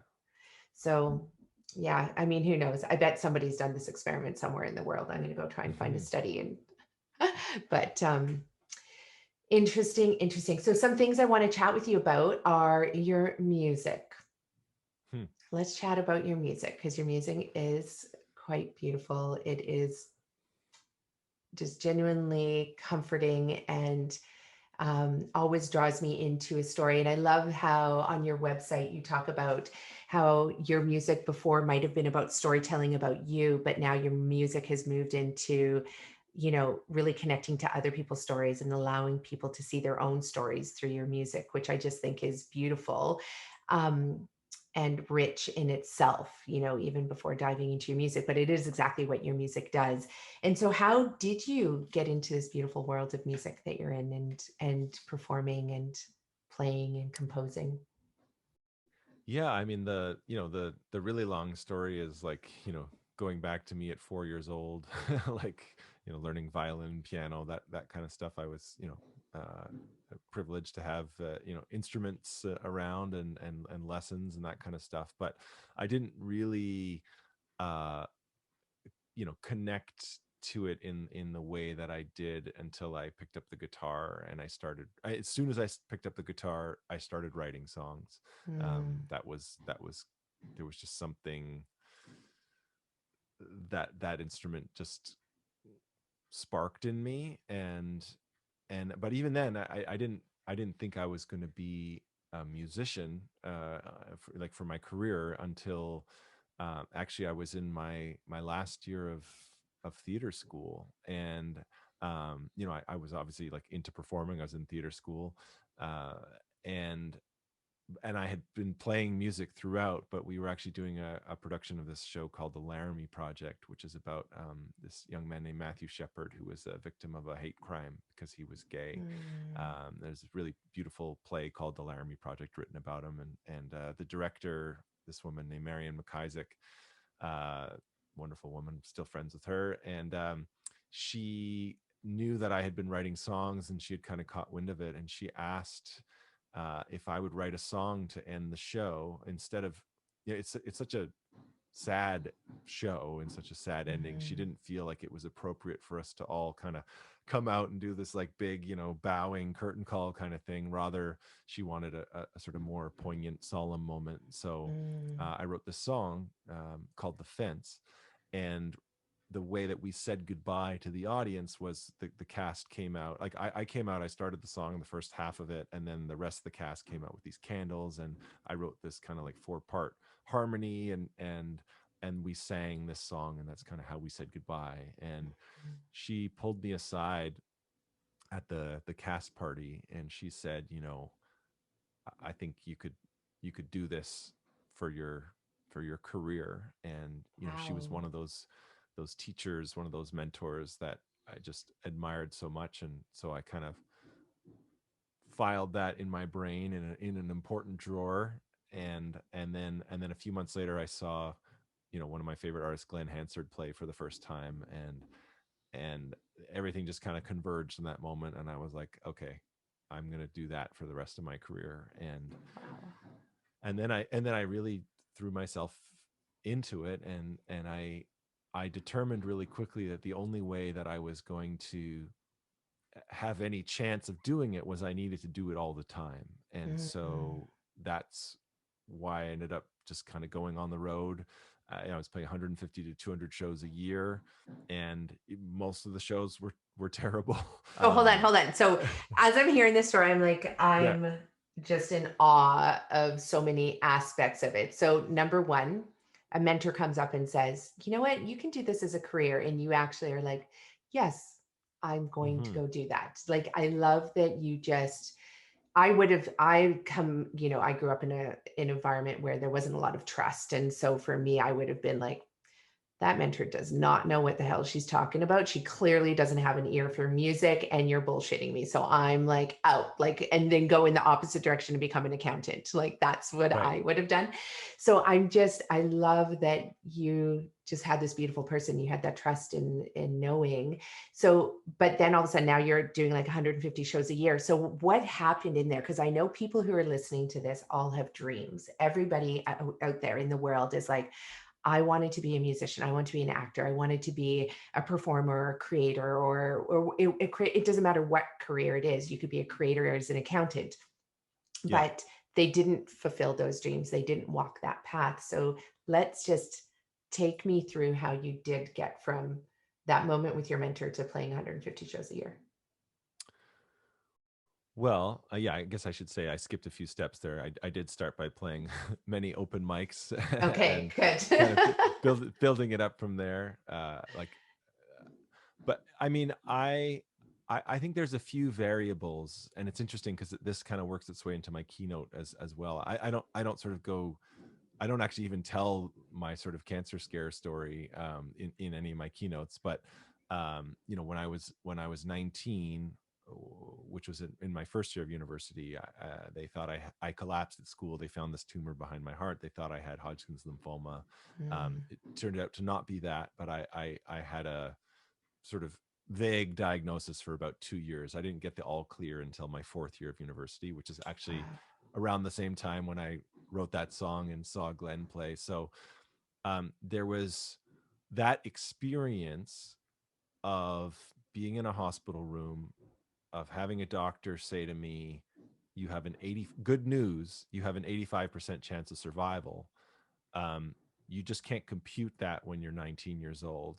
Anything other than 100%, it just doesn't make any sense. And so, and I was very incapacitated at that time. I couldn't walk 10 feet. And I was in this room with 3 other people. And I remember just this shift happened in my mind where I kind of lost the ability to plan ahead. And I just did not, to this day, I never think that I've got all the time in the world, I just, and I, so it just sort of eliminated that. I think one of the biggest reasons why we don't do something is because we're thinking, well, what's what's this going to add up to, or what's the long term this, that, or the other. I was like, well, this is what I I feel called to do, and so I'm going to do it, because I don't know what I have no guarantee that anything is going to be here tomorrow. Yeah. And I mentioned Oliver Schroer when we were talking, the Bubbles of Calmness guy, and I heard that interview around the same time too, and and this is in my keynotes, where that state that Oliver found himself in, where he realized that he didn't need to change anything in his life, even though he had such a short amount of time left to live. Like, to me, that is what happens when you live a life like day in and day out, remembering that you don't have all the time in the world, and that just fundamentally shifts the decisions that you make, and it fundamentally shifts the willingness that you have to say yes to the things that scare you. and and then I think what happens is there's a momentum that develops, where you do these things that scare you, and then in order to rise up, you have to level up. So and so you're kind of putting yourself in this state of like constantly leveling up, and so you start to see the things that scare you as a positive, because I'm like, oh, I feel vulnerable and uncomfortable right now Yeah. because I actually really care about what I'm doing, and because I care about what I'm doing, that's why I'm feeling vulnerable and comfortable. So those feelings that of I'm afraid of something, or like I don't know how that's going to work out, or blah blah blah, like that is actually telling me that's exactly the thing that I should be doing. and so I feel like I've just kind of built that muscle over time, and I've kind of followed it ever since. And it doesn't mean it's been easy. It's an incredibly difficult path, following the path that I've followed, and it's taken many twists and turns, and it didn't play out exactly the way that I thought it was going to play out, but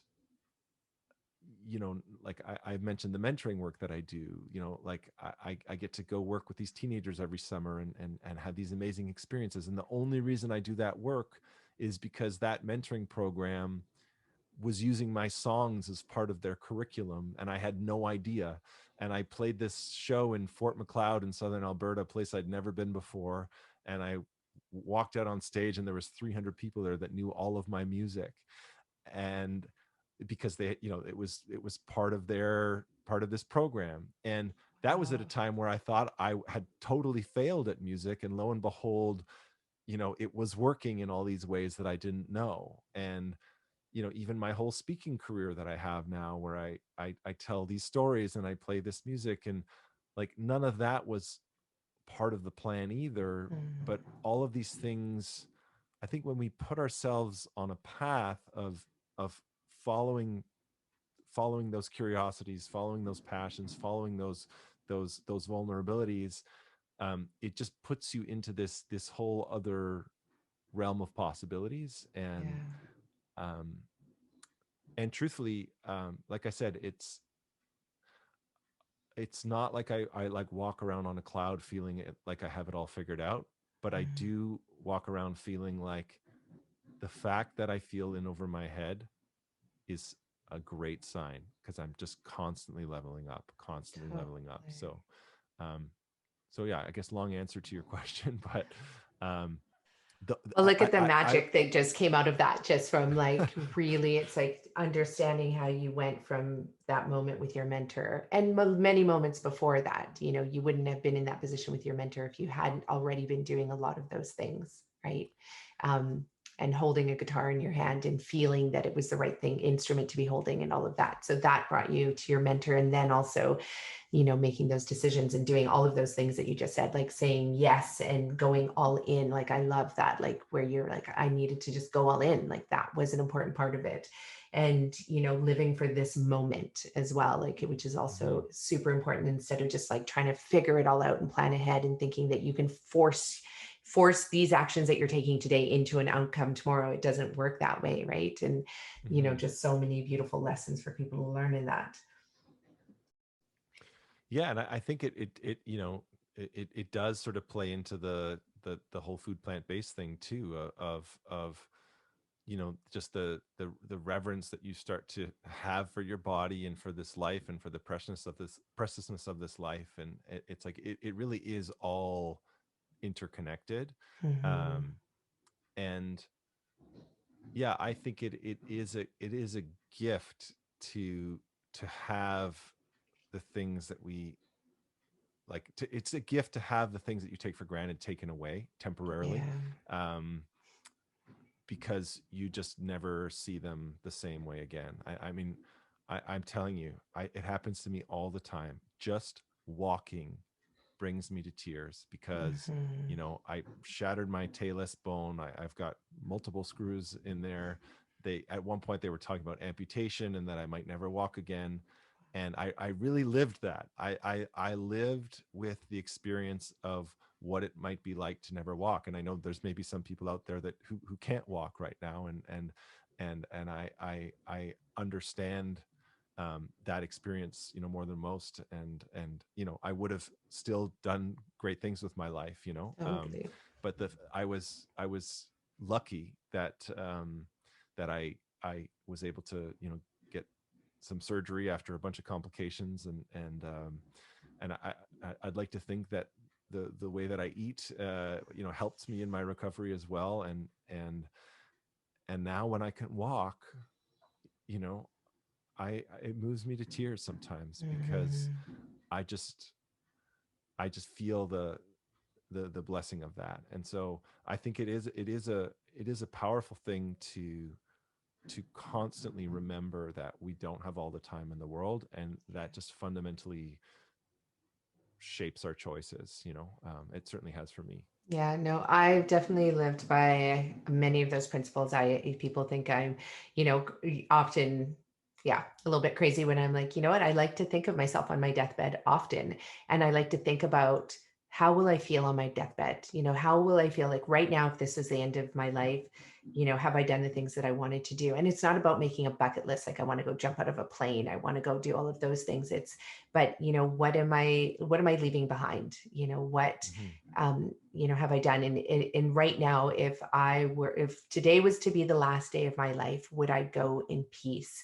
And yes, I can actually say that, almost 99% of the time when I ask that question, I'm like, yeah. Sometimes I'm like, no, I've got that one more thing that I have to do, and often it has to do with, like, I didn't speak my truth yet, or I didn't, like, I want to just really let that client know that one thing that I actually wish I told them yesterday, or that, Yeah. I really want to interview that one person, like yourself, or, it's not always, like a huge, massive name. Like, I don't have those bucket list ideas. It's more just about the connection to the people that, mean a lot to me in this world. And so, but yeah, 99% of the time I'm like, I'm good to go right now. And people often go, what, how is that possible? But it guides my decision for the next day. Like, okay, right now I know I that thing that I was thinking I had to do, that won't make a difference in how I feel about myself, but this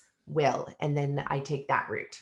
And it helps me. And I really encourage people to get into that place, because it's a really shitty thing sometimes to be like, this could be the end of your day, but it's actually the truth. This actually could be the end of your life in this very next moment.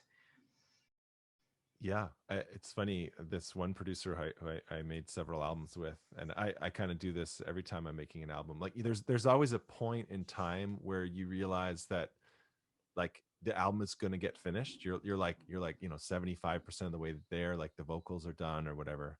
And so every time I would leave him, because we would sort of do it in these chunks, I would say, okay, like in a very matter of fact way, I'm like, okay, so if I die, like make sure you do this, this, this, this, this. And he's like, why are you saying that? I'm like, I'm serious. Like, I'm so proud of this album. We're not quite finished. Yeah. And I just want to make sure that, you know, if anything happens, like, I'm not upset about this. I'm just like, if anything happens, just, you know, make sure you get this guy on, you know, it'd be awesome to have strings on this. Like, and I would just sort of spell it out. And I wasn't trying to be cheeky or morbid or whatever. I was like, no, I really want to make sure this album comes out in this, like with that on it. So I'm just telling you so that you know.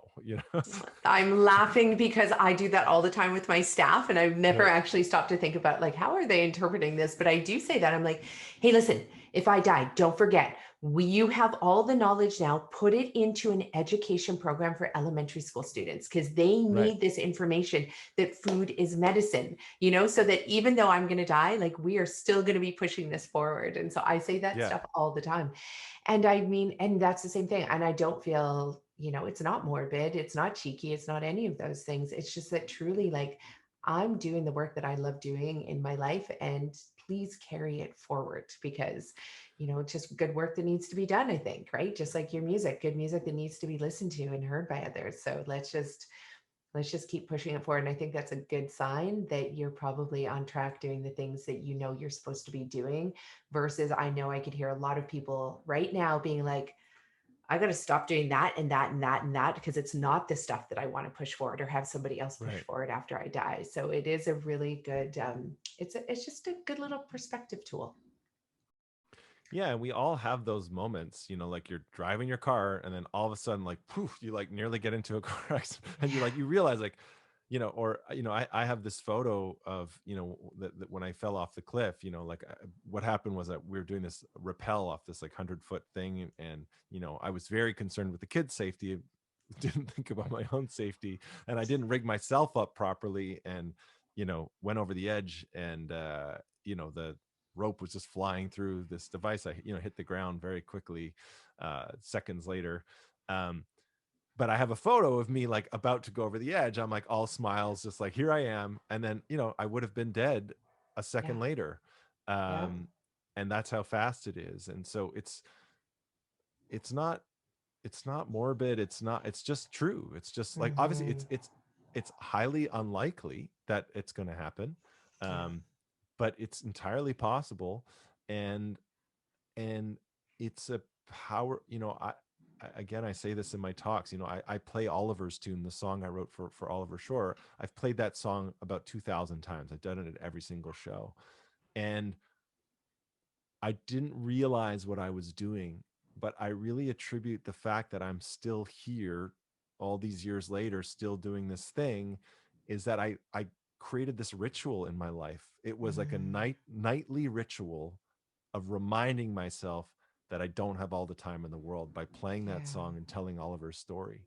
And it was, I can tell you of many, many, many moments where it was annoying to me because I wanted to just forget that and like Yeah. quit and just like do something easier. But it's like sort of like, you know, Paulo Coelho writes in The Alchemist, like, you know, once your heart has spoken to you, you can never unknow it.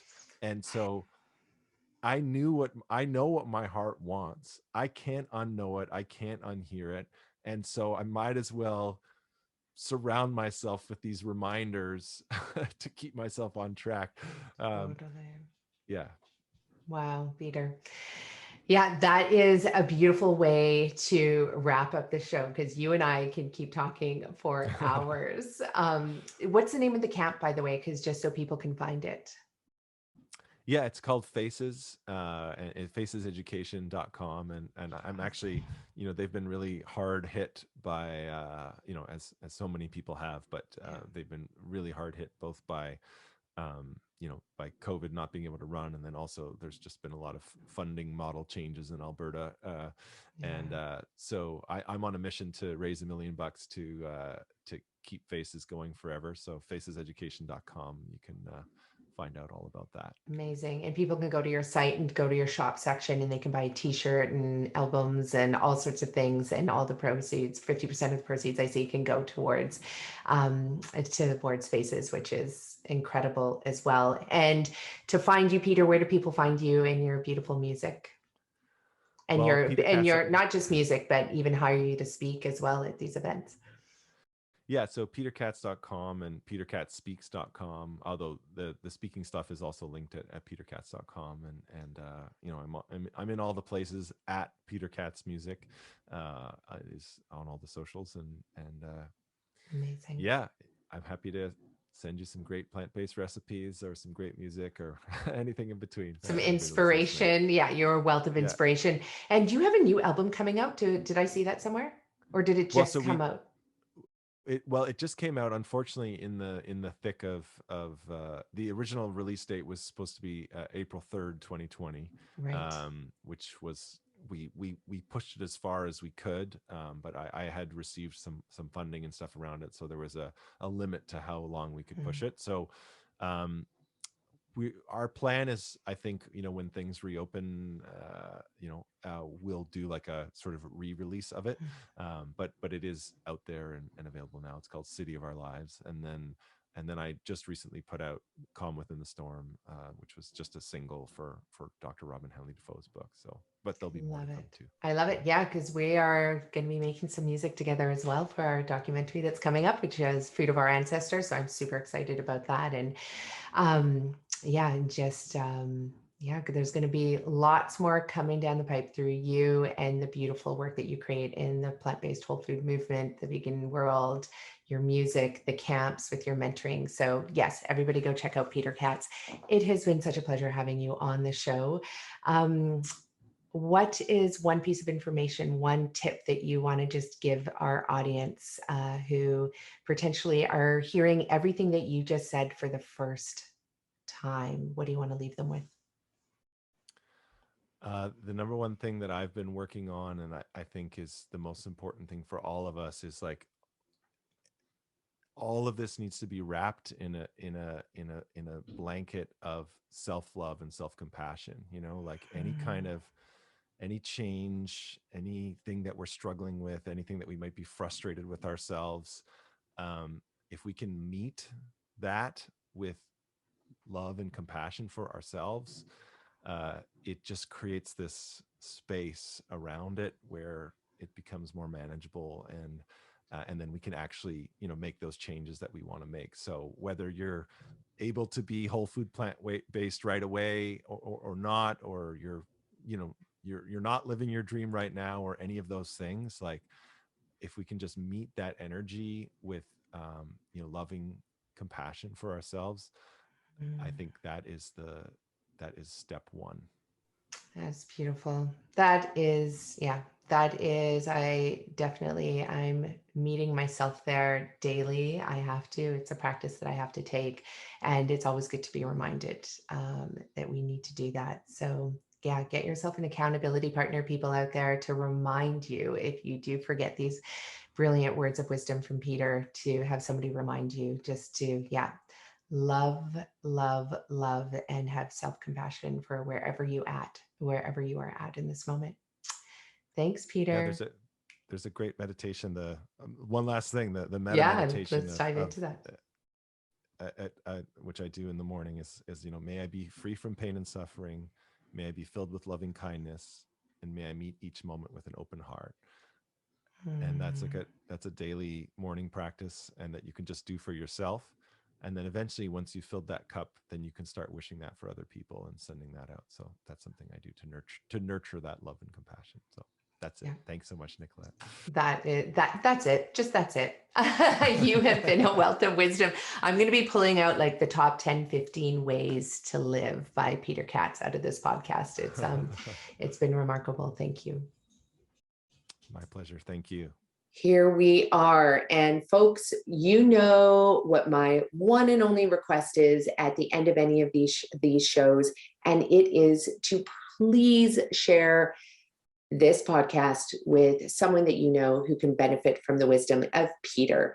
And please, it is so important that you take the time to, if you're driving in your car and listening to the podcast, safely pull over and press share on the podcast, or set a reminder for yourself so that you do it when you get home, because it is through storytelling that we have the ability to change people's lives. And I know through our podcast, it actually is the difference between not only changing life, but saving a life as well.